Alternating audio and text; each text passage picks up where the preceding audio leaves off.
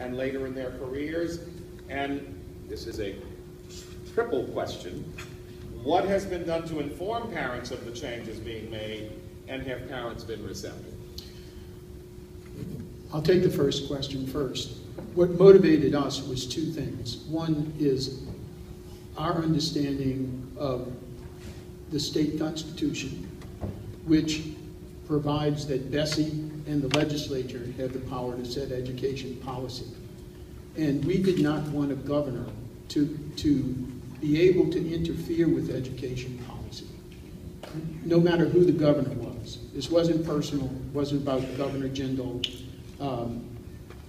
but we didn't want a governor like Edwin Edwards to get back in the office and then have our kids learning math from the casinos. You know, I mean, it was just, no, that was not, shouldn't be in the cards.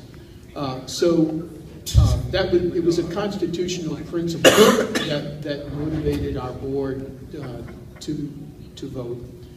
But the other part of that was the fact that we had spent so much time and so much money on preparing for Common Core since 2010, when we first heard about it. We've spent about $2 million on 3 schools that we operate, and about $700,000 in technology, a whole bunch of money in professional development, a whole bunch of money in resources for our teachers and students. And I really wanted to know who's going to give me my money back, and what's the plan going forward. Are we going to have to do another quick change here? And what's that change going to be? We don't have answers to that from the governor's side. They didn't provide answers in the courtroom for that. And for the governor to hang his legal hat on a technicality about a contract which had been approved 3 or 4 times since 1999 by his same administration just seemed to me to be ridiculous. So it was the constitutional principle and the matter of the time and agony we've spent on reteaching our teachers and our students. As far as the Common Core and how it sets up our students for success, you know, I'm not a proponent of saying that Common Core. I'm kind of like Senator Appel. Is it perfect? No. Is there a perfect curriculum, however, or a set of standards? No. There never will be, there never was. This is my 46th year in education.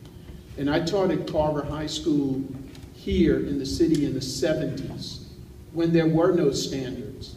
There were no resources provided to teachers. There was nothing. We were given classes of 55 kids in my homeroom class, grades 9 through 12, special ed, regular ed, didn't matter. I was supposed to teach. And so I know that having standards makes a difference. It gives us some guideposts. It gives teachers ways to plan instruction. So, and it gives students things to aim for. In terms of our parents, we began alerting our parents to the rigor of Common Core back in 2011. And we began having parent meetings and in large groups, small groups, alerting them, giving them resources.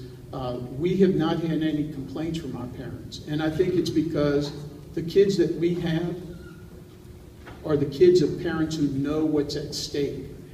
Because the parents that we have now and the grandparents we have now are the ones who lived through the Carver High Schools of the 70s. And they know, they can see the difference in what we're doing compared to what they have done.